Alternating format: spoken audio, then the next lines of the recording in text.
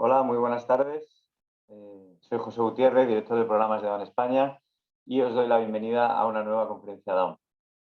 En la tarde de hoy vamos a tener una nueva edición de nuestras aulas jurídicas que desarrollamos gracias a la colaboración con la Fundación Nikitas. Una colaboración cuyo objetivo es hacer más accesibles y más fáciles de entender aquellos conceptos jurídicos que afectan al día a día de las personas con síndrome de Down y sus familias. En el aula jurídica de hoy contamos con la presencia de Manuel Carpio, que nos va a hablar de tres conceptos complejos como son los conceptos de disfunción, discapacidad y minusvalía. Manuel Carpio es doctor en Medicina y Cirugía por la Universidad de Córdoba y especialista en Medicina del Trabajo. Es técnico superior en Seguridad del Trabajo, Higiene Industrial y Ergonomía y Psicología Aplicada. Y tiene un máster en Valoración Médica del Daño Corporal por la Universidad de Granada y es además autor del libro Manual de la Invalidez Permanente de la editorial Almozara. Por si todo esto fuera poco, además, Manuel es licenciado en Historia y está actualmente además haciendo su tesis doctoral en este campo. Así que bueno, está claro que estamos ante una persona que tiene mucho que contarnos y a la que agradecemos enormemente su compañía esta tarde. Antes de pasaros con él, como siempre os recuerdo la dinámica de la conferencia, un primer bloque con lo que es la conferencia propiamente dicha y luego el bloque de preguntas que podéis ir haciendo por escrito mientras Manuel va hablando y yo luego se las trasladaré en los últimos 15-20 minutos. Como siempre, estamos grabando esta sesión y a partir de mañana pues estará a disposición de todo el mundo en nuestro canal de YouTube. Así que no me extiendo más y le doy la bienvenida a Manuel. Manuel, muy buenas tardes. Creo que está silenciado, espera que te conecto el audio.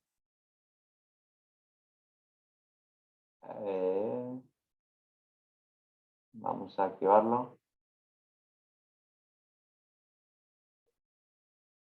Se ha desactivado. A ver.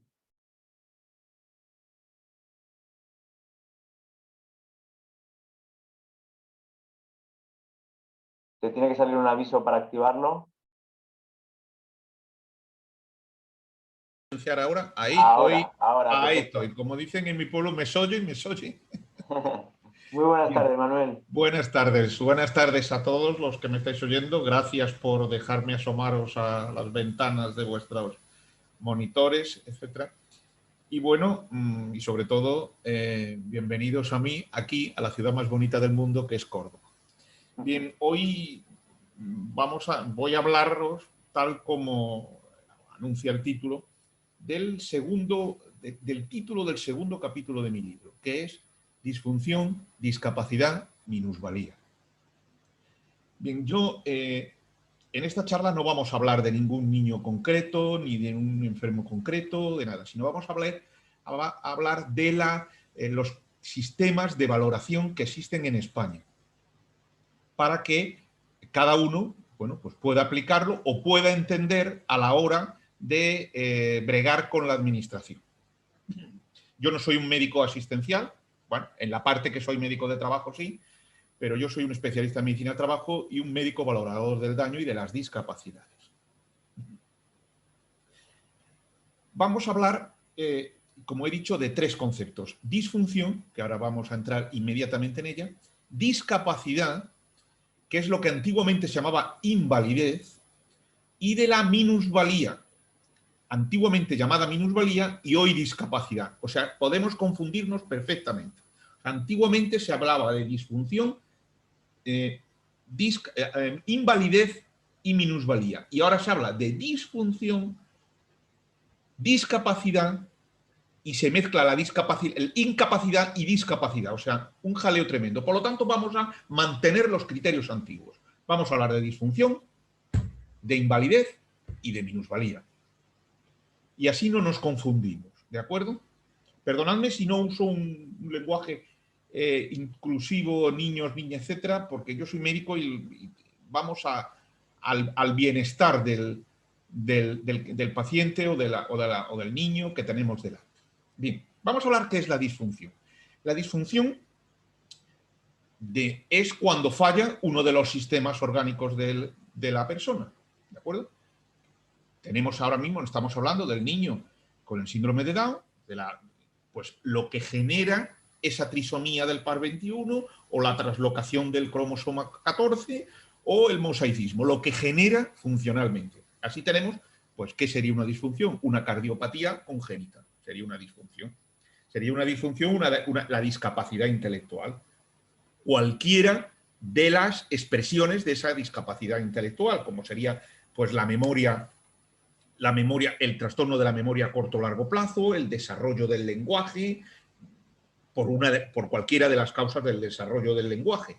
¿De acuerdo? La falta de atención, el menoscabo de las funciones ejecutivas, la alteración cognitiva, la alteración de las praxias, etc.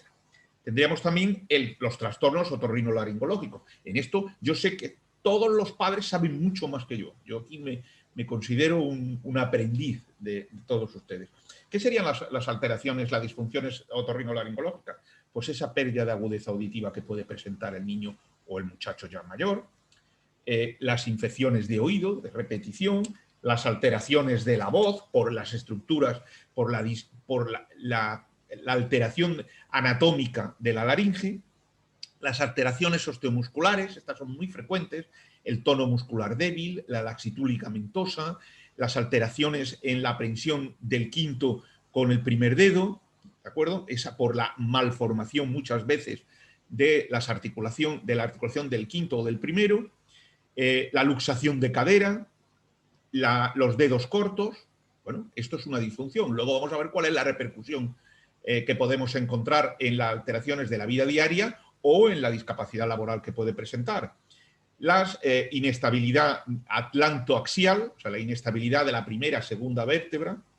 Ya como he dicho, no todos tienen todo y algunos no tienen nada, otros tienen una o dos de cada una de ellas, etc. Las disfunciones digestivas. Aquí tenemos, por ejemplo, el megacolon agangliónico, síndrome de Hirschsprung, el famoso síndrome de Hirschsprung, por la no motilidad, por la dilatación del colon. Tenemos las obstrucciones intestinales, tenemos, que requieren muchas veces tratamiento quirúrgico urgente. Tenemos la celiaquía y tenemos alteraciones hematológicas como la anemia ferropénica o tenemos la leucemia. También tenemos la apnea de sueño. Esta cada vez es más frecuente, pero no porque sea más frecuente. El mismo síndrome de Down a principios del siglo tenía la misma apnea de sueño. Lo que pasa es que cada vez se miran más las apneas de sueño y ya tenemos los estudios polisomnográficos. Entonces, y en los niños de grandes ronquidos, en los niños, etcétera, pues se puede ya hacer un estudio polisomnográfico que además nos va a dar un factor de riesgo cardiogénico. Esa es la disfunción. No nos equivoquemos. Cuando estamos hablando es disfunción. Ahora vamos a hablar de la discapacidad, por lo cual tenemos que tener claras cuáles son las disfunciones que tiene el niño. Tenemos que tenerlas muy claras para poder ver la discapacidad. El niño no tendrá, vamos a hablar, el niño, el muchacho no tendrá discapacidad si no se pone a trabajar. Eso es fundamental. Un niño chico no tiene discapacidad ninguna, invalidez ninguna, no tiene invalidez ninguna. Solo cuando ya está trabajando. ¿Por qué? Porque la invalidez se valora por la Ley General de la Seguridad Social. Entonces, la invalidez puede ser que venga desde el trabajo genere invalidez porque ocurra un accidente de trabajo o una enfermedad profesional, o puede ser que que la propia enfermedad genere, o sea, puede ser que el trabajo genere una invalidez, o puede ser que la invalidez obstaculice el trabajo. Por ejemplo, una enfermedad común, aparece en la enfermedad común y entonces el niño no puede trabajar. Bien, como he dicho, solamente si se está trabajando. O sea, el niño que accede a un puesto de trabajo, cualquiera, puede tener un accidente de trabajo y entonces tiene una invalidez como consecuencia de él, le ha podido quedar una secuela que produzca una invalidez, con la cual ya no puede seguir con esa actividad profesional parcial o totalmente, o bien ha contraído una enfermedad profesional. ¿Por qué no? Porque el niño puede estar trabajando en un ambiente pulvígeno o en un ambiente con... Pues el muchacho ha podido acceder como a un laboratorio y a trabajar en un laboratorio, y en el laboratorio se ha contaminado y aparece una enfermedad profesional de las muchas que reconoce nuestra lista de enfermedades profesionales emitidas por el Consejo de Ministros. O bien puede ser que el niño tenga una enfermedad común, o una de las disfunciones que tiene, que aparecen o se exageran cuando ya está en edad laboral y entonces le ocasionan una invalidez. ¿Qué tipos de invalidez hay en España? En España, la Ley General de la Seguridad Social recoge, vamos a decir, 5 tipos de invalidez. La primera sería que el niño tiene un accidente de trabajo y le quedan unas secuelas, unas limitaciones, y entonces lo que se llama unas lesiones permanentes no invalidantes, que se indemnizan de una sola vez y a tanto alzado, por un baremo que es leonino. Es un baremo increíble. O sea, una persona que está trabajando y que está produciendo para el país y tiene un accidente de trabajo y le quedan unas secuelas, apenas le pagan nada.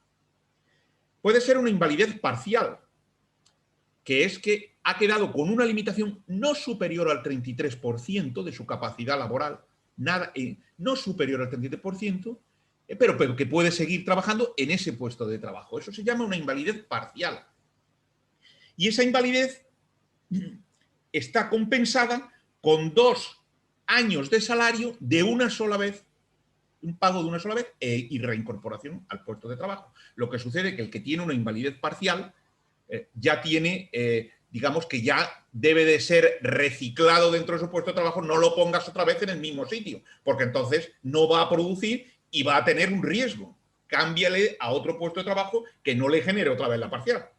Luego tenemos los 3 tipos de invalidez, como la total, en la cual el niño ha quedado incapaz, la persona ya, no un niño, ya el muchacho ha quedado incapacitado para su actividad profesional, ya no puede, si era pues albañil ya no es albañil, si era administrativo ya no es administrativo, si era cuidador ya no es cuidador, etc. Está incapacitado para su actividad profesional, pero no para cualquier otra. La compensación es, si eres menor de 50 años, se llama una incapacidad permanente total normal, y si eres mayor de 50 años es una incapacidad permanente total cualificada. En una tienes un 50% de tu base reguladora de pensión y en la otra el 75%. ¿Qué pasa? Cuando no tienes ya capacidad ninguna, has tenido una enfermedad que te impide a todo tipo de actividad profesional. No significa todas las actividades profesionales del mundo, sino con que tengas ya incapaz para estar trabajando en 2, 3, 4 actividades profesionales, además de la tuya, pues entonces se llama una incapacidad permanente absoluta, que está compensada con un 100% de la base reguladora que tenía tu salario. Bien. ¿Qué sucede cuando, además de una absoluta, necesitas una persona para que te atienda y para que cumplimente tus necesidades vitales? Entonces lo que se llama la gran invalidez, en la cual es una absoluta, porque a ti te dan el 100% de tu base reguladora, estás incapacitado para todo tipo de trabajo, pero además te dan un 50% más para la otra persona, para que pagues a la otra persona que te tiene que cuidar. Bien, ya hemos hablado de la disfunción, perdonad que vaya deprisa, pero a lo mejor es mucho más jugoso luego con el diálogo y las preguntas. Ya hemos hablado de la disfunción, o sea, las alteraciones funcionales, bien producidas por la alteración funcional, bien producida por la patología anatómica congénita o aparecida tras el nacimiento. Ya hemos hablado de la invalidez, cuando el muchacha ha accedido a un puesto de trabajo y no puede seguir trabajando o de forma parcial o total en ese puesto de trabajo, bien porque el puesto de trabajo le ha producido a él la lesión, bien porque ha aparecido una de las disfunciones, pues ya le impide seguir trabajando. Ahora vamos a hablar del tercer concepto. Aunque ahora vamos a hablar del tercero, disfunción, invalidez, minusvalía, no se acaba aquí la cosa. Después tenemos mucho más después de la minusvalía. Es una trampa, ¿eh? El título era disfunción, invalidez, minusvalía, pero después viene muchísimo más. La minusvalía es lo que antiguamente se llamaba, mientras que la invalidez se llamaba disability, lo podrían encontrar en los libros como disability, en los libros ingleses. La minusvalía es lo que se llama handicap. ¿De acuerdo?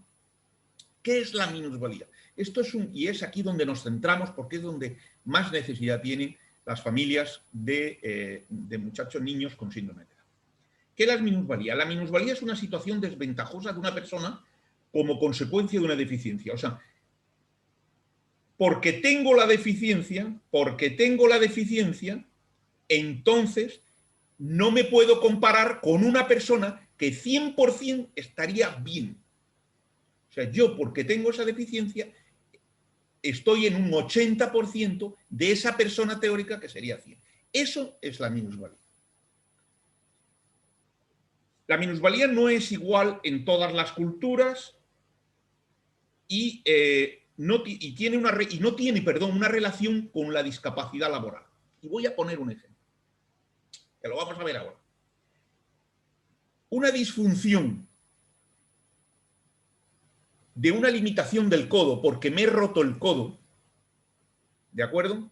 Y yo no doblo, no flexiono el codo, pues por ejemplo, no lo extiendo totalmente de los 20 últimos grados y no los flexiono, pues por ejemplo, no los flexiono más allá de 90, en la minusvalía pues sería aproximadamente un 10%, vamos a poner un 10%. Minusvalía. No tiene relación laboral, eso solo un 20%, pero al militar lo echa del ejército. Entonces, no hay relación. Eso tienen que tener clara las familias. No hay relación de la minusvalía con la discapacidad. No existe paralelismo, ninguno. La minusvalía se valora en España, la minusvalía la recoge la Constitución, los artículos 9.2, 14, 49, apareció el Real Decreto Legislativo 1/2013 en el que aprobaba el texto refundido de la Ley General de Derechos de las Personas con Discapacidad para la Inclusión Social, etc. Pero la importante es el Real Decreto 1971/1999 de 23 de diciembre, en el que describe el procedimiento para el reconocimiento, declaración y calificación del grado de minusvalía. Luego lo ha modificado el Real Decreto 1856/2009, pero ese es el fundamental, el que he dicho antes, el 1971/1999. Mientras que la invalidez la dan, y yo, perdonad que como estoy en el sur, pues pensamos así, mientras que la invalidez la dan los españoles, aquí en Andalucía, mientras que la invalidez la dan los españoles, la minusvalía la dan los andaluces. O sea, mientras que la minusvalía la da el Estado, ¿de acuerdo? El Ministerio de Asuntos Sociales, la minusvalía la conceden las comunidades autónomas. Eso es muy importante. Aunque obviamente si tenemos un grado de minusvalía aquí en Andalucía, equivale al mismo grado de minusvalía en Galicia o equivale al mismo grado de minusvalía en otras comunidades autónomas. Por lo menos por ahora. Bien. ¿Dónde se emiten? Se emiten en otra cosa muy importante. En la minusvalía, para nada se valora la edad. Eso es muy importante también, que después vamos a verlo y será un factor muy condicionante. Lo emiten los centros base de las comunidades autónomas. En cada provincia hay un centro base. Se rellena unos formularios de solicitud, se añade toda la documentación clínica que queramos aportar, nos llaman para un reconocimiento de entrevista. Ahora, en tiempos de pandemia, parece ser que ese reconocimiento en algunos pacientes está siendo telemático y el paciente, vamos, el solicitante es reconocido por un médico, por un psicólogo y por un trabajador social. Y de los tres se emite un grado de minusvalía.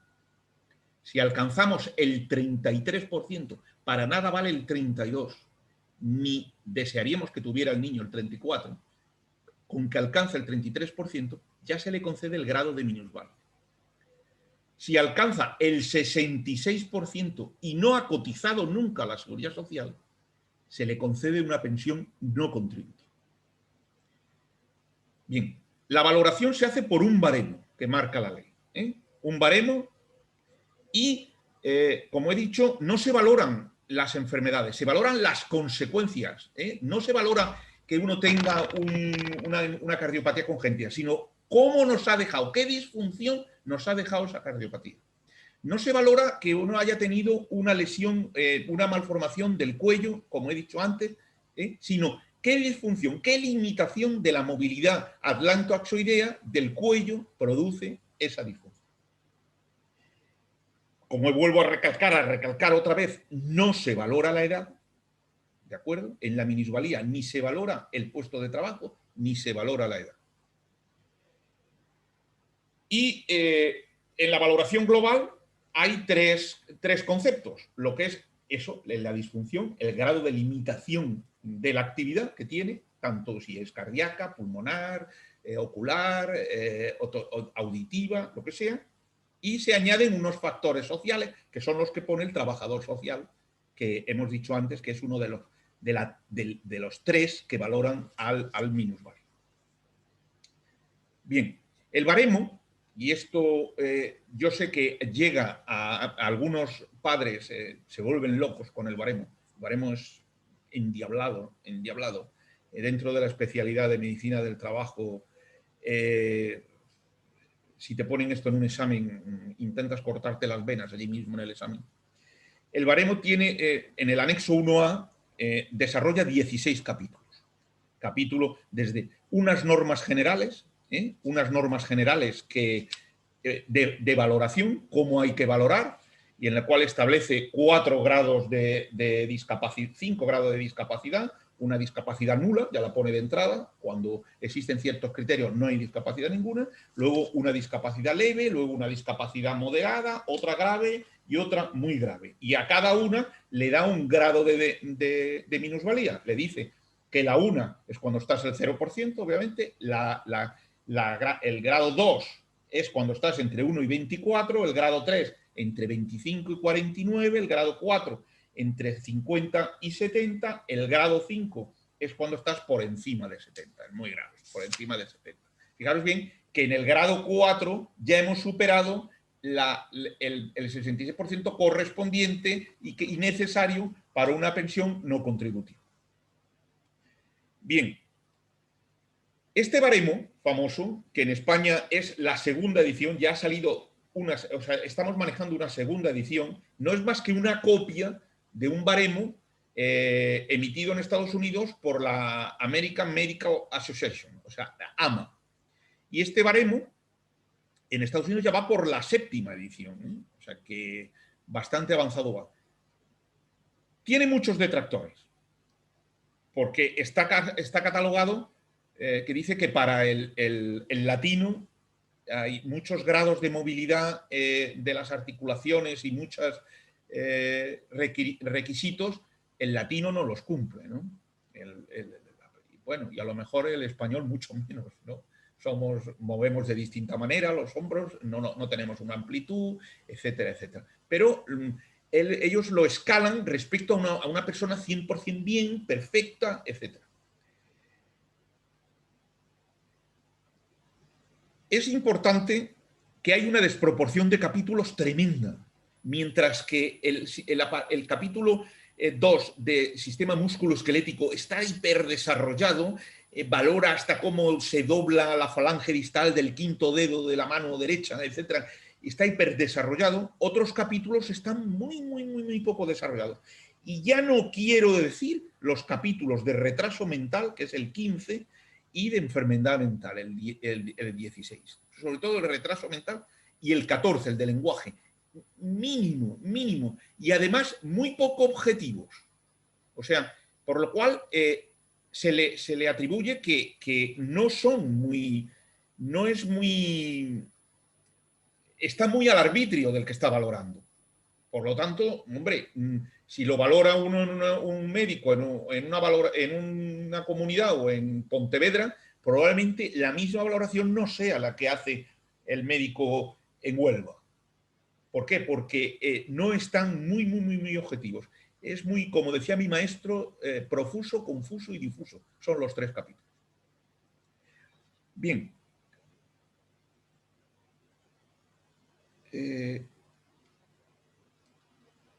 Los factores sociales, ya hemos visto la disfunción, los factores sociales solo se aplican cuando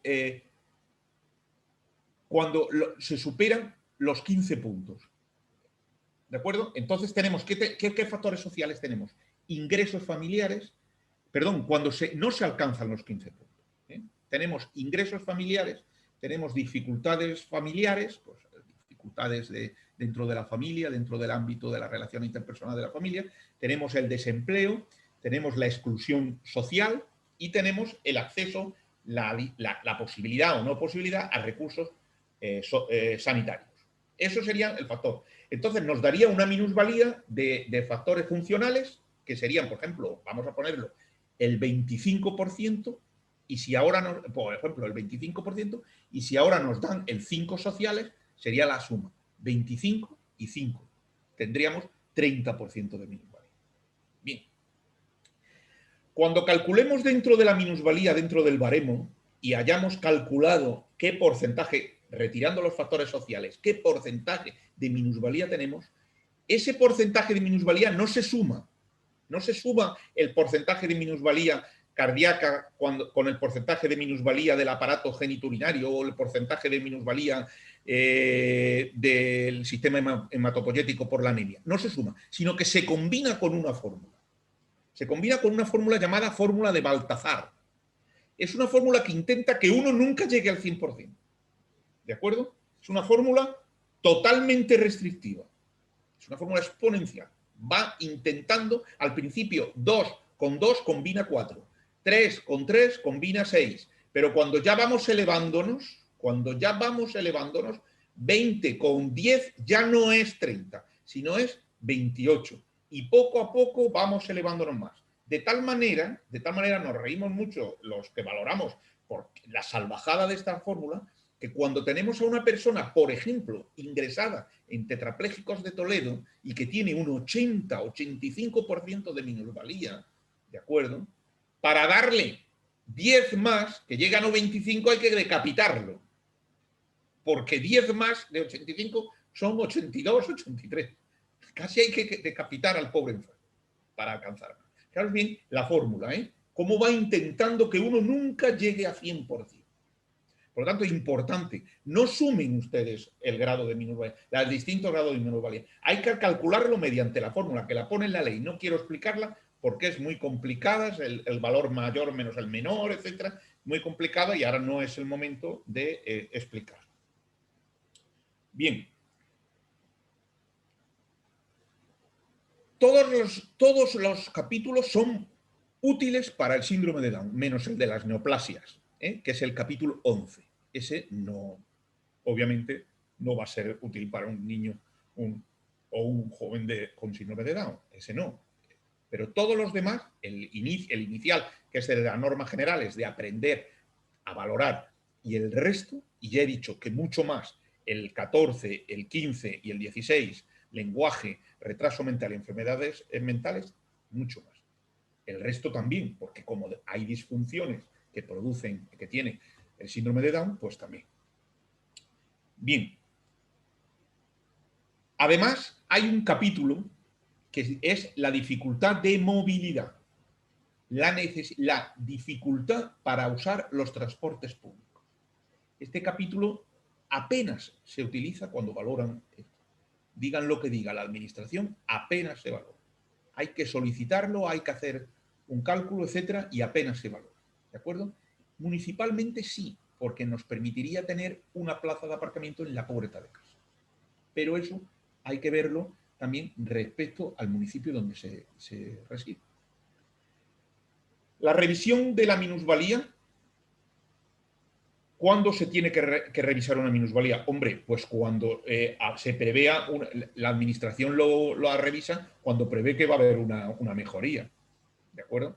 Hombre, no una mejoría del síndrome de Down, obviamente, pero sí una mejoría, pues bueno, esa cardiopatía va a desaparecer, esa limitación de la movilidad va a desaparecer, el niño ha ido al logopeda y ahora ya habla que no te puedes imaginar de bien, pues ahora lo revisamos y le quitamos.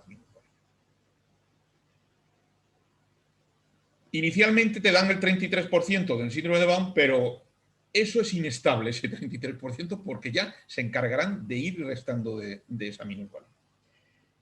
Eso en los niños. Y en los adultos, por definición y punto, cada 2 años pueden revisarla. Cada 2 años pueden revisar la minusvalía. En la invalidez, acuérdense que la daba la administración estatal, la invalidez también cada 2 años se puede ir revisando la invalidez y retirándola o incrementándola. Yo, respecto a defender, lo veo todos los días. Respecto a aumentar, puedo contarlos con los dedos de la mano. Bien, ¿cuándo se puede solicitar no esperar a 2 años para que nos la revisen porque tenemos más, o que ellos esperen 2 años para revisarla para quitarnos más? Pues, por ejemplo, cuando somos conscientes de que ha habido un error diagnóstico, que los papeles que hemos aportado pues son erróneos porque resulta que el médico nos ha dicho no, ha habido un error diagnóstico, no es esa cardiopatía, no es ese trastorno respiratorio, no es ese problema hematológico, no. Entonces ha habido un error diagnóstico, revísemelo porque lo que le he dado, donde dije digo, lo que le he dado es totalmente incorrecto. Entonces se puede revisar. O bien, porque han aparecido nuevas circunstancias. Antes no teníamos la cardiopatía y ahora ha aparecido la cardiopatía. Antes no teníamos, una laxitud de ligamentos la tenía antes y ahora lo tendrá. Probablemente a lo mejor la tiene más agravada o menos agravada. Pero antes no teníamos el megacolon y ahora ha aparecido el megacolon. Y entonces, alto.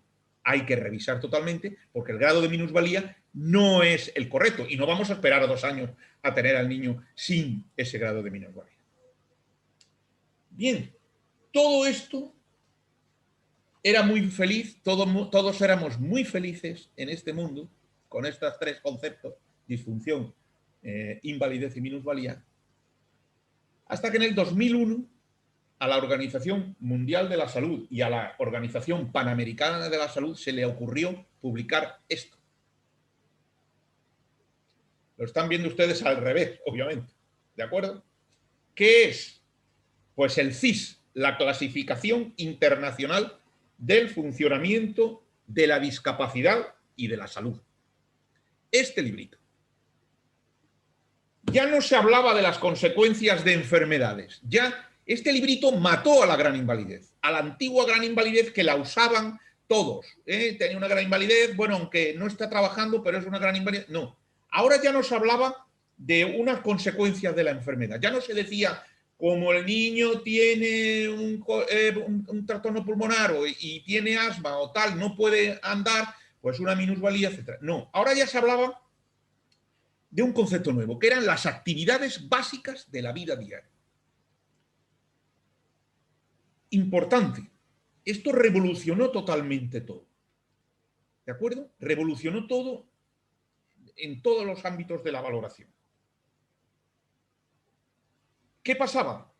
¿Cuáles son las actividades de la vida diaria? Pues las actividades eran el aprendizaje, la comunicación, la movilidad, el autocuidado, la capacidad de realizar la vida doméstica, la capacidad de interrelación, las transferencias, el moverse, etc.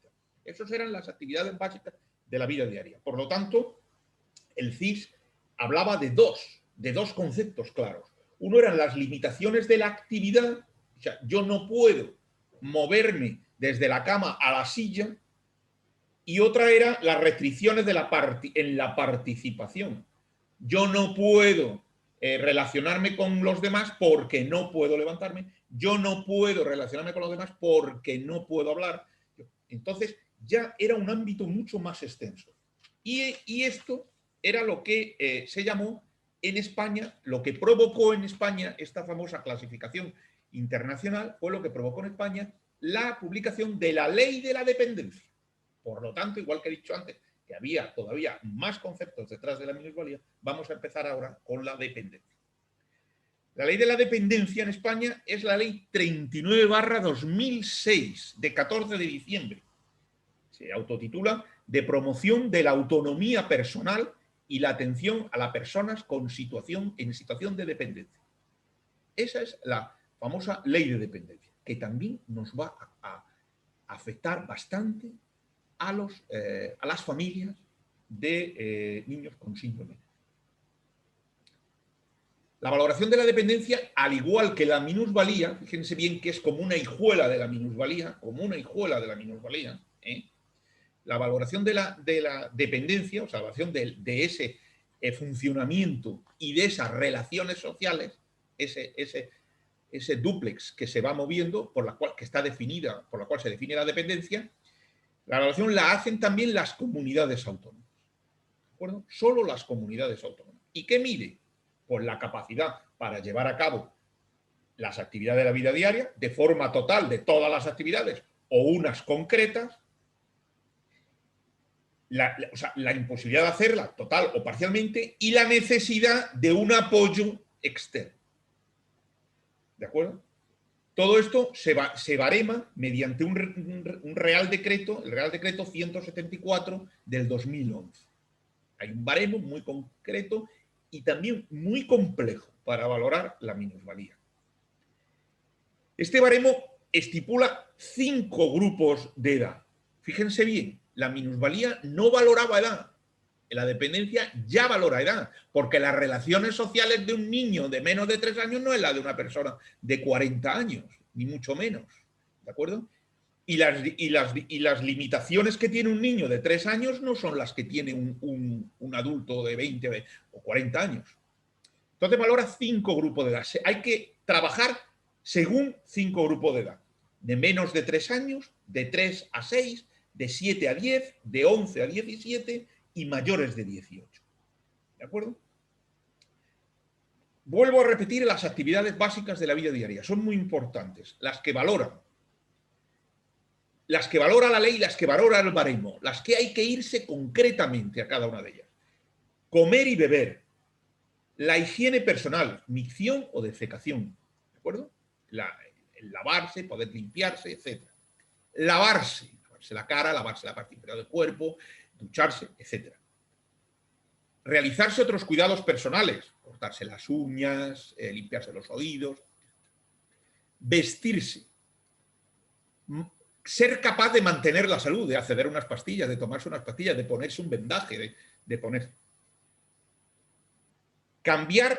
Ser capaz de cambiar y mantener la posición del cuerpo. No es lo mismo un parapléjico que se caiga, que haya que tenerlo atado a la silla de ruedas, o un parkinsoniano que se le vaya el cuello, que haya que subirle, un niño que tenga una flacidez del tono muscular, que no se pueda mantener de pie, etc.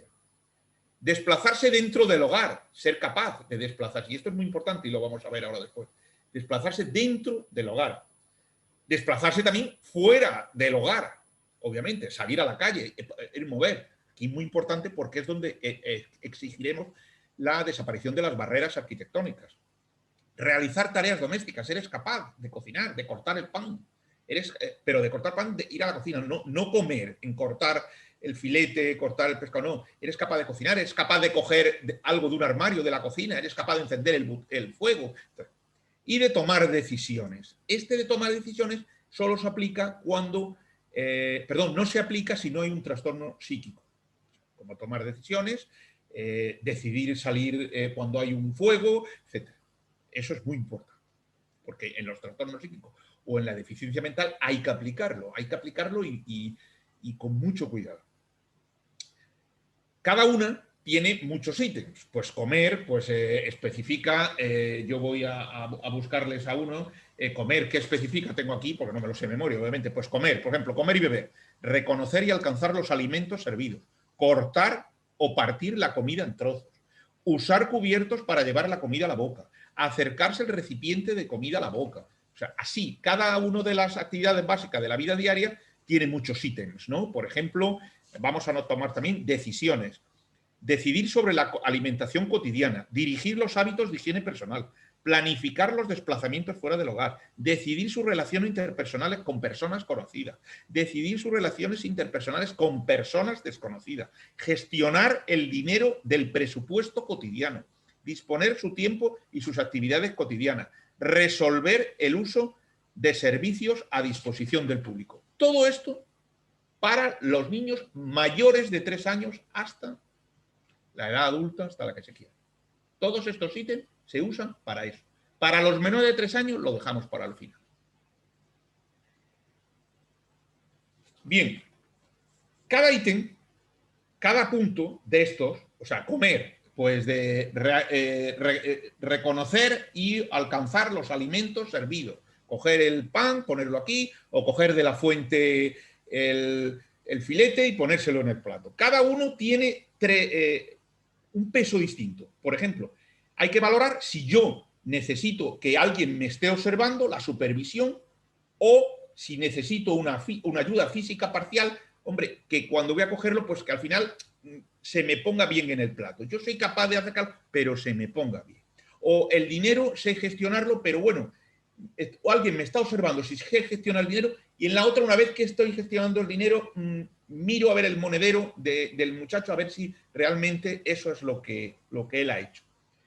O bien si necesito una sustitución máxima. No, oye, el filete no soy capaz de traerlo, yo, la persona que la ayuda, coge el filete y se lo pone en el plato. O soy el que cojo el dinero y pago el dinero del muchacho, de la persona, y pago yo. Es lo que se llama la sustitución máxima.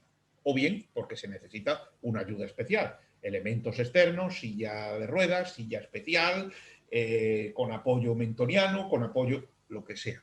¿De acuerdo? Bien. La ley de dependencia da 3 grados de severidad. Grado 1, grado 2 y grado 3. Cuando ya hemos hecho todos los cálculos de todos los ítems, toda la actividad de la vida diaria, calculemos cada uno de los ítems, veamos la carga, el peso que tiene, si es supervisión, si es física parcial o si es física máxima, etcétera, y todo, y nos haya dado un cociente, y al final hayamos todo el cálculo porcentual, etcétera, etcétera, etcétera, que nos lo da la ley, nos da 3 grados de gravedad. El grado 1, el grado 2 y el grado 3. Y cada uno lo subdivide en 2 niveles. Grado 1, nivel 2, grado 2, nivel 1, nivel 2, grado 3, nivel 1, nivel 2. Y a cada uno le da un porcentaje, corresponde un porcentaje. Por ejemplo, no hay reconocimiento, eso hasta el 24%. O sea, llegando al 24 no tenemos ningún grado de dependencia. Cuando ya pasa del 24, del 25 al 39, sería grado 1, nivel 1. Del 40 al 49, grado 1, nivel 2. Así, hasta, por ejemplo, del 90 al 100 sería grado 3, nivel 2. Entonces sería 3 grados, cada uno subdividido en 2 niveles. Y eso es la gravedad de la dependencia. Obviamente, cuando empiezan a calcular la dependencia, ¿cuáles son los primeros que miden la dependencia a las comunidades autónomas? Los que creen que van a tener grado 3. ¿Y cuáles son los que le dan las mayores ayudas inicialmente? Porque no hay dinero. Pues los que tienen grado 3 nivel 2, luego grado 3 nivel 1, grado 2 nivel 2, así, poco a poco ir subiendo, ¿de acuerdo? ¿Qué pasa? Que el grado 1 nivel 1 no ve un duro, ni generalmente no ve nada, y sin embargo tiene un 25 o un 39% de dependencia.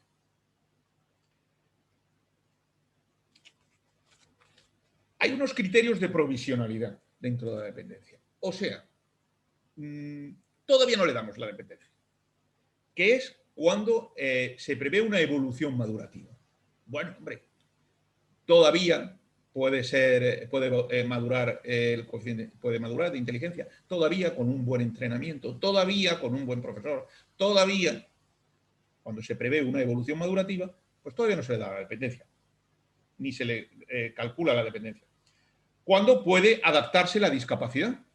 Cuando yo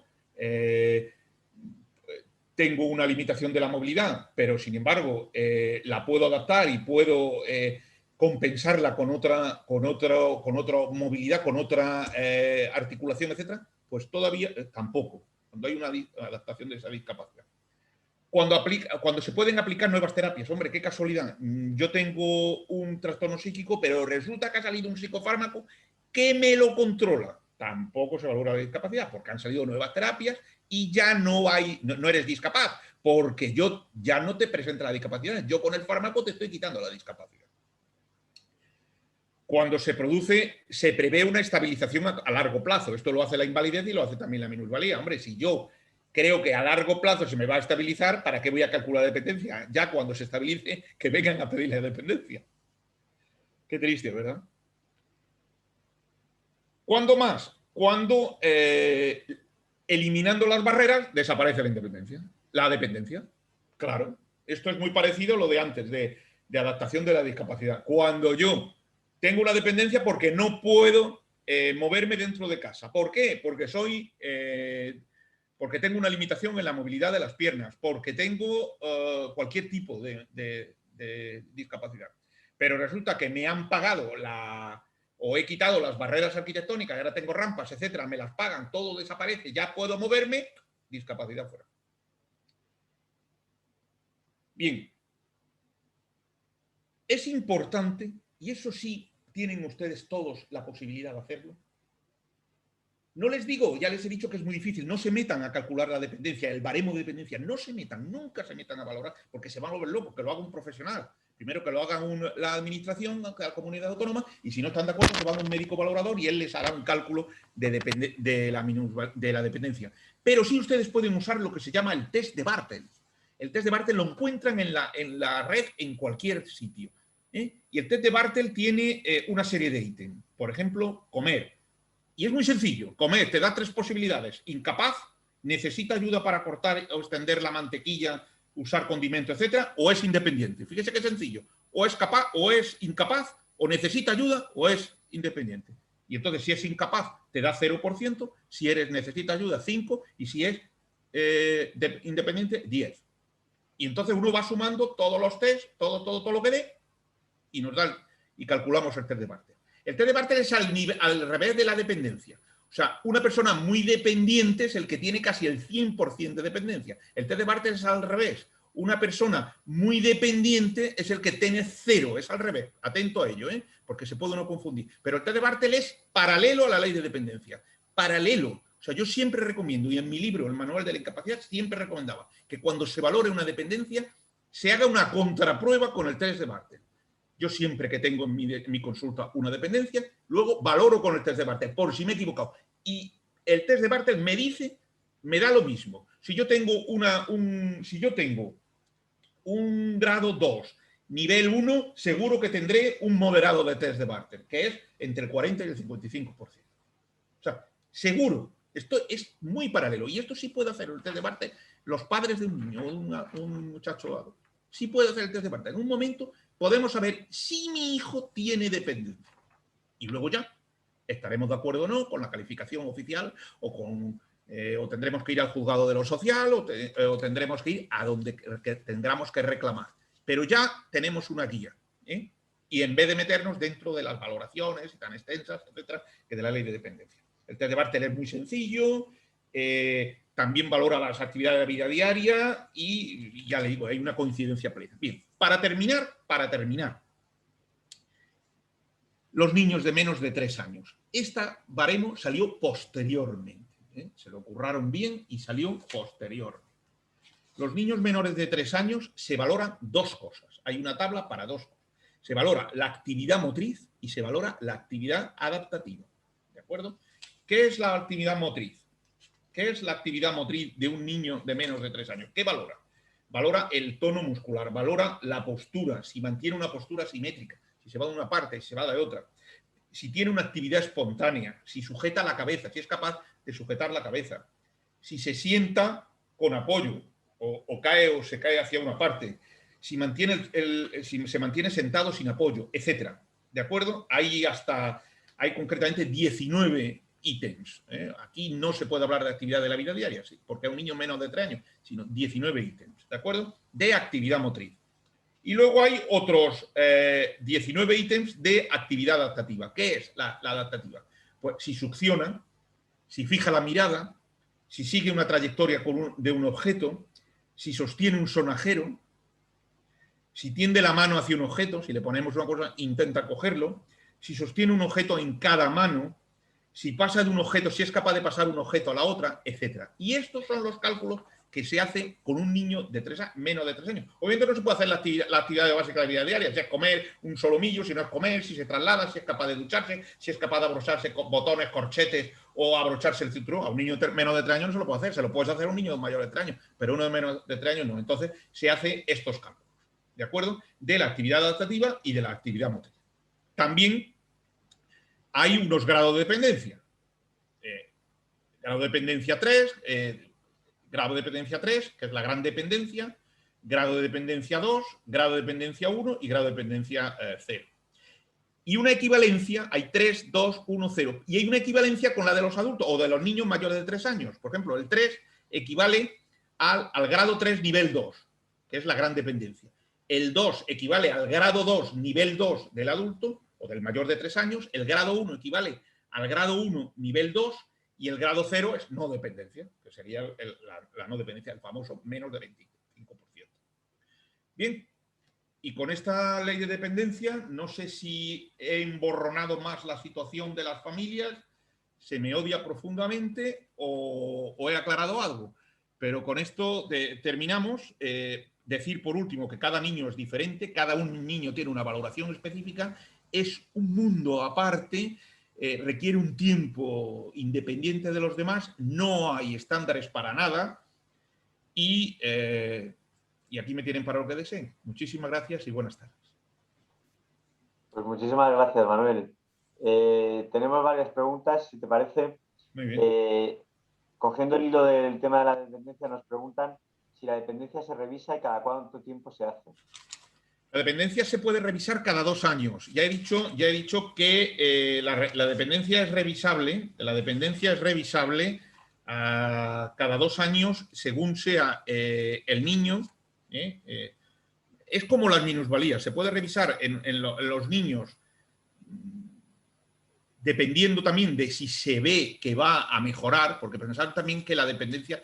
las reglas son 2 años, pero fíjense también cuáles son los criterios de provisionalidad que he mencionado, ¿no? Si se prevé una evolución, si se prevé que con las ayudas especiales mejore, si se prevé que se vaya a estabilizar, si se prevé que las terapias no lo solucionen, si se prevé que una cirugía no lo solucione. Entonces, le dan una dependencia, pueden darle un grado de dependencia al niño, si es menor de 3 años, 3, 2, 1, 0, o un porcentaje al mayor de 3 años, pero estemos atentos que según lo que hayan visto nos lo van a poder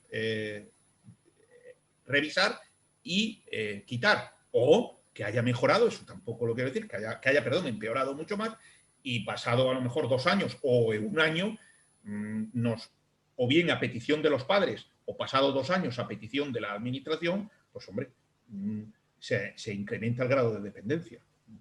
Es muy normal. Generalmente, cuando nos dan ayudas, hay 3 factores. Acuérdense, las ayudas, las terapias nuevas, los factores de corrección y las ayudas materiales, esas nos van a hacer, o por lo menos tenemos que tener el ojo avizor de que pueden venir a quitarnos algo de dependencia. Y siguiendo con la dependencia, nos preguntan también si con tu experiencia profesional consideras que sería bueno que se valorara a la vez grado de dependencia y grado de discapacidad.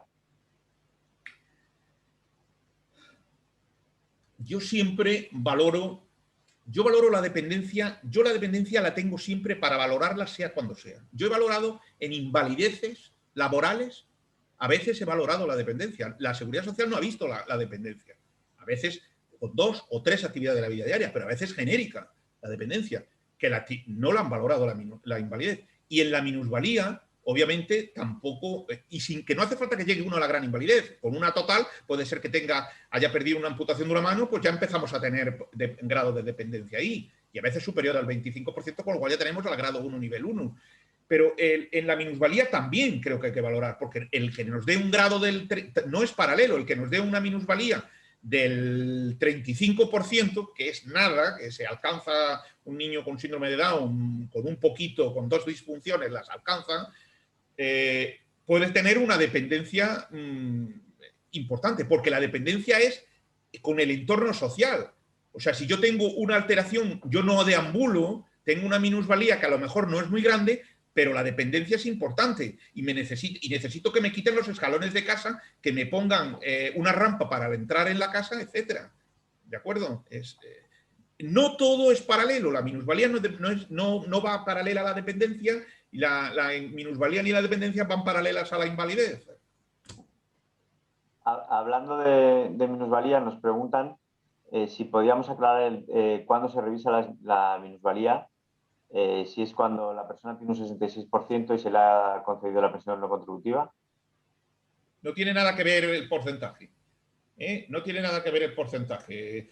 En niños se valora cuando se prevé que haya una mejoría, obviamente. Si el niño tiene una lesión importantísima, etcétera, no le van a valorar, no la van a revisar. Y en adultos, cada 2 años, por definición y punto, marca la ley. ¿De acuerdo? Excepto cuando se pide que se revise inmediatamente, como he dicho antes, porque haya habido un error diagnóstico o porque hayan aparecido nuevas patologías. El diagnóstico fue correcto, pero ha aparecido mucho más. Pero no... ¿Me has dicho cuál es la segunda parte de la pregunta? Minusvalía mayor del 66% y pensión... No tiene nada que ver con el porcentaje. O sea, no tiene. Esto que he dicho, tanto si está con el 66 con el 33. El 66% no existía antes. El 66% se creó durante el gobierno, creo recordar, durante los gobiernos del presidente Felipe González. Fue cuando se creó la pensión no contributiva, para que la persona que no había contribuido nunca a la seguridad social, por lo tanto no tenía pensión ninguna, pudiera, si alcanzaba el 66%, que ya era bastante, llegar, poder tener una paga, o digamos, un salario de por vida, una pensión. Por eso se llama pensión no contributiva, porque nunca contribuyó a la seguridad social. Entonces, llegar al 66% es muy... Tiene que haber una lesión muy importante. Hoy en día, los padres saben más que yo de esto y mi experiencia es muy limitada también con el síndrome de Down.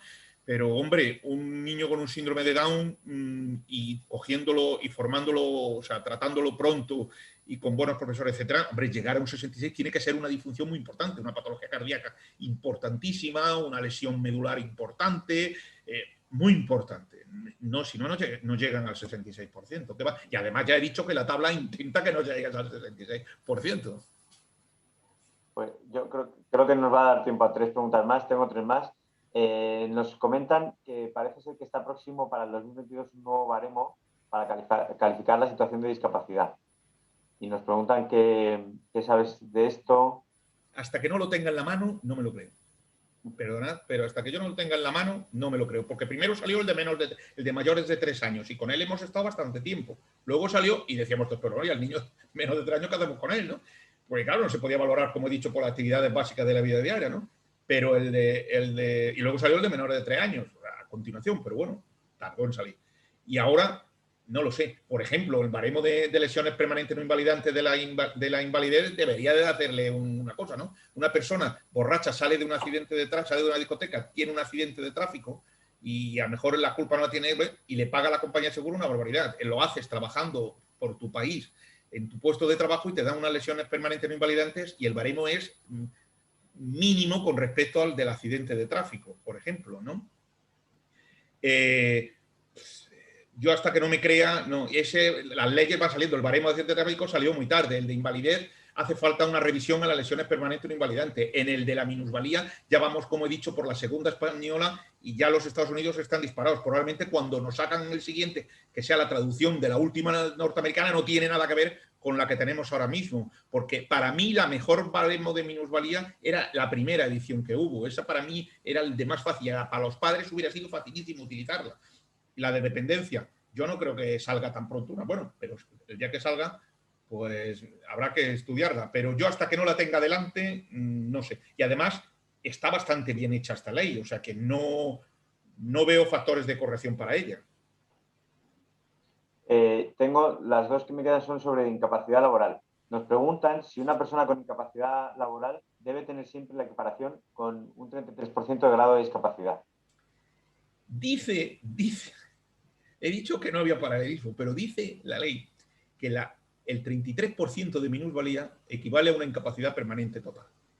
Pero eso es absurdo. La minusvalía, si en la minusvalía, cuando te valoran la minusvalía, no te piden para nada la profesión, no piden para nada la profesión. Es más, si le valoran a una minusvalía, es más, hay gente que no está trabajando, como he dicho. Un niño de síndrome de Down le dan un 33%, pero a lo mejor el niño tiene 12 años. ¿Qué relación hay? ¿Qué relación hay? ¿Qué paralelismo hay entre laboral y minusvalía? No, ninguno. Y he puesto el ejemplo del militar. Ese caso es casi clarísimo de cómo no tiene ningún tipo de paralelismo. No hay. Por ejemplo, la minusvalía. Hay una minusvalía muy importante. Es que hay una minusvalía. Y después, la invalidez es para cada tipo de trabajo. Una persona puede tener una invalidez muy concreta, una lesión muy concreta que le incapacite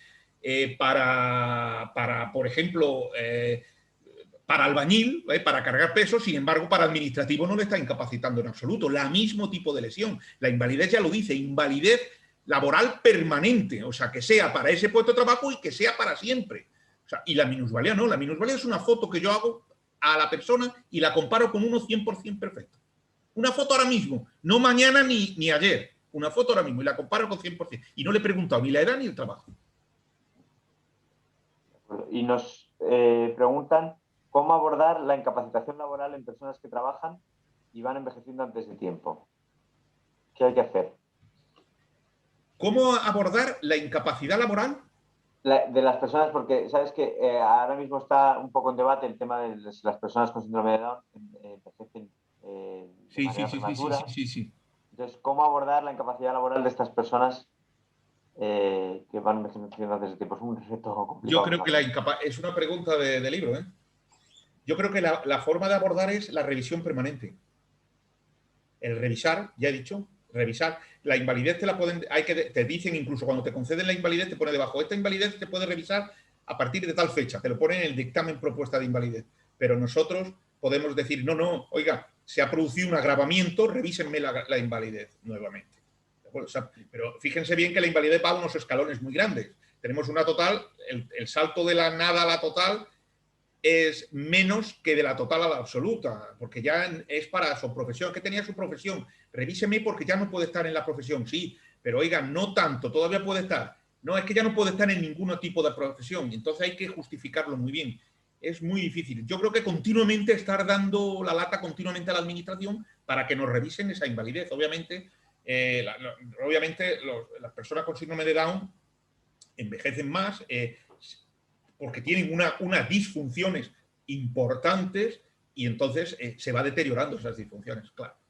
Y entonces, pero bueno, pero yo creo que la única forma es estar continuamente pidiendo la revisión. No hay nada que haga no hay ningún mecanismo legal que diga que se ajuste al síndrome de Down para el envejecimiento más rápido o prematuro de las personas con síndrome de Down. No, no hay ningún mecanismo de estos. Hay que estar, el paciente o la familia tiene que estar continuamente requiriendo esto. Y atento, los capítulos para valorar la invalidez también, al igual que hemos dicho que esos capítulos últimos de la minusvalía, de retraso mental, etcétera, no tenían objetivización, pruebas objetivas muy concretas, como era el osteomuscular, el cardiorrespiratorio, etcétera, etcétera. En la invalidez también todo es profuso, confuso y difuso. Según el tribunal que encontremos, a lo mejor la invalidez la da mejor Vizcaya, que la da mejor Murcia, o el mismo criterio para valorar una incapacidad, un síndrome de una persona con un síndrome de Down es mucho más fácil conseguir en Sevilla que en Córdoba, por ejemplo.